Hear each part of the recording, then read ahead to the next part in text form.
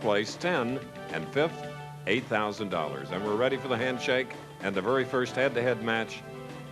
And we're at Club 300 Bowl, and Pete Weber shook the hand of huge Kelly Coffman.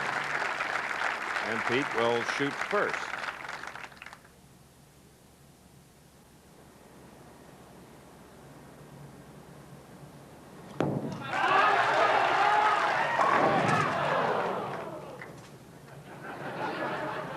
Matter of fact, Pete is 105 pounds lighter than his opponent. 10 pin for the man from Missouri.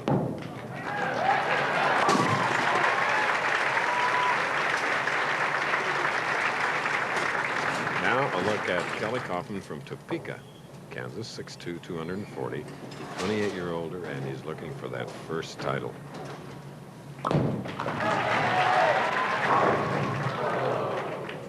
Another 10. Wow, surprisingly, both players starting with a solid 10. Here's the man with the boss ball, the best ball on the tour. He's not only big and strong, but watch the wrist action, the cock, and straight on through the target. Look at that big snap. Father Virgil was an excellent bowler. And here's a man that toured the state of Kansas for a long time with a very successful softball team. And he still does it when he has the opportunity. One guy to watch. He can flat make it happen.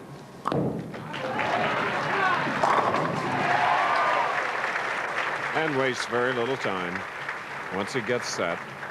And neither does Pete Weber, who's cleaning off the orange bowling ball. And he's on the right lane now, spare up shooting in the second frame.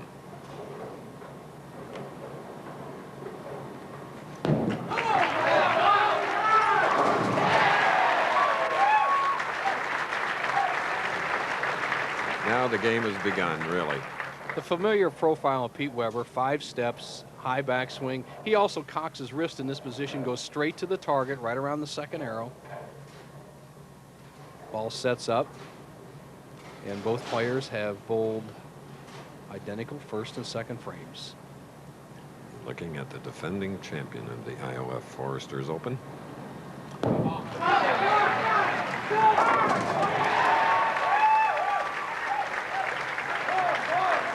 Double for Pete, and the long look.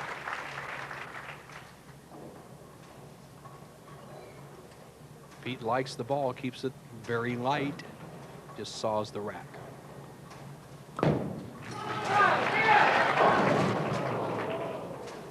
Tough shot for Kelly Coffman, who stuck at the line, it appears. Going high. Let's see the pin action. This is very interesting pin action. How can a player hit the head pin and just get 5 pins? With that sharp breaking hook, there's no deflection. He cuts right through the 3, 4, 6, 7, 10. So it's an open frame for strong man Kelly Coffman. Sometimes he pays the price for using so much power.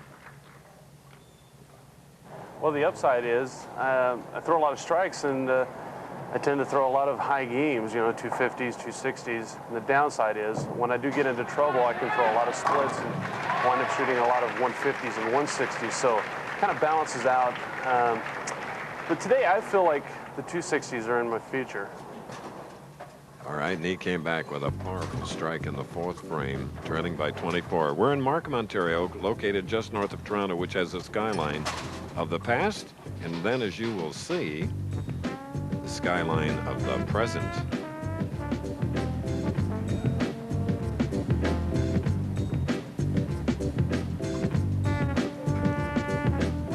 Ontario, a suburb of vast and cosmopolitan Toronto, championship city.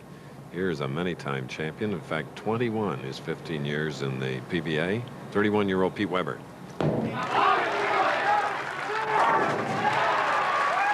Increasing his lead now to 34 pins with that 3-bagger here in the very first game, going against Kelly Coffman.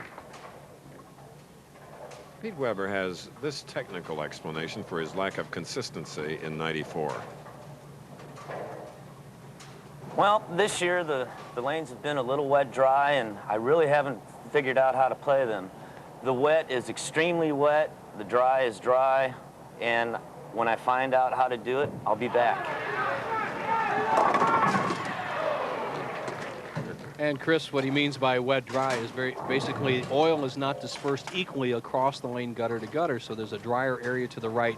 His ball has been very sensitive to the dry area and to the oil. See, either skidding too much or hooking too much. And he has to make an adjustment to be consistent. So far in this match, he's been excellent through 5 frames. Yet this year, he has been a top seed twice, the Showboat and AC Delco, and finished twice, or second, both times. Good comeback by Kelly Coffman, doubling here, keeping that lead within range at 23 pins. You cannot have a big enough lead against Kelly. He just can strike from anywhere. He takes hardly any time. He knows what he wants to do. He has a great arm swing, powerful fella, and he knows that anything on the right side is fair game for that boss ball.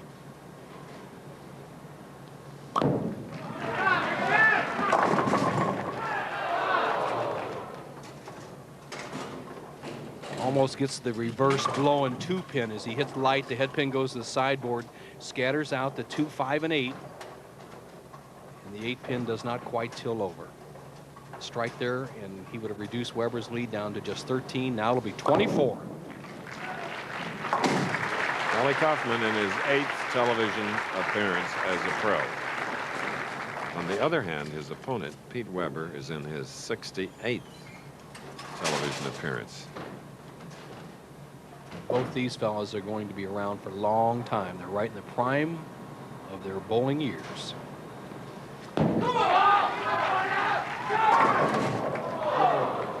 How could it miss the 9? Solid 9. Excellent shot by Pete Weber. Apparently a good hit. The ball does not respect these 3-pound, 6-ounce pins. Reactive resin ball, synthetic lane surface, no contest. 9 count. Almost fell over the line. He's in a good mood today, Nelson. That's good to see. I really agree, Chris. I think Pete's worst enemy has been himself and his temperament over the years. I think he's mellowed a lot this year, and he's on his way to being as great as he can be. And that woman has helped quite a bit, Kim Weber. We'll credit her with a lot. Peter now with a 23-pin lead, 7th frame.